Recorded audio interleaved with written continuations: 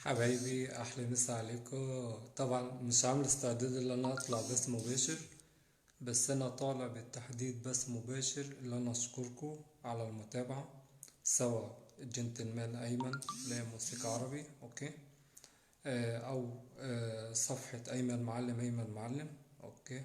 حبايبي احلى مسا عليكم، كل عام طيبين، عام سعيد على كل الناس اجمع، رمضان كريم على الابواب طبعا.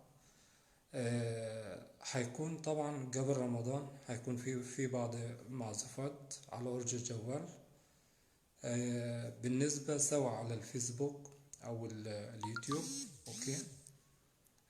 والأورج الحقيقي برضو هيكون فيه معزوفات جميلة، سواء طرب ماشي أو شعبي.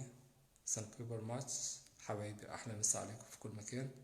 حبيت طبعا ان انا اطلع على البث، بس انا يعني مش عامل استعداد. الاغلبية بكون انا بعزف على اورج الجوال، هيكون في معزوفات جميلة طبعا اوكي. وبالنسبة طبعا يعني بحاول بقدر الامكان في معزوفات ليه انا اما بعزف على اورج الجوال، يعني بطلع بمعزوفات بسحبها ام بي 3 اوكي، وبمنتجها ترفع الميديا كلها بصفة عامة. حبايبي أحلى مسا عليكم، سلامكم على المتابعة في كل مكان. هلا حبايبي، هلا كل عام طيبين. فانتظرونا طبعا الفترة الجاية هيكون في أشياء حلوة ماشي، سواء طرب أو شعبي.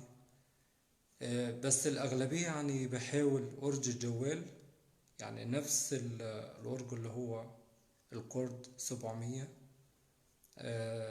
نفس الأصوات، بختار الأصوات والإيقاعات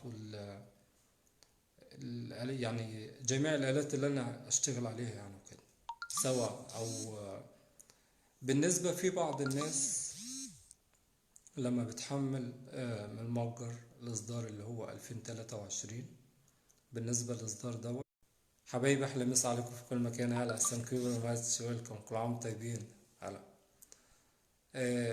طبعا بالنسبة دعوة عامة للصفحة العامة دي للكل، عشان خاطر هيكون فيه بعض المعزوفات عليها ماشي. ثانك يو فيري ماتش، كل عام طيبين.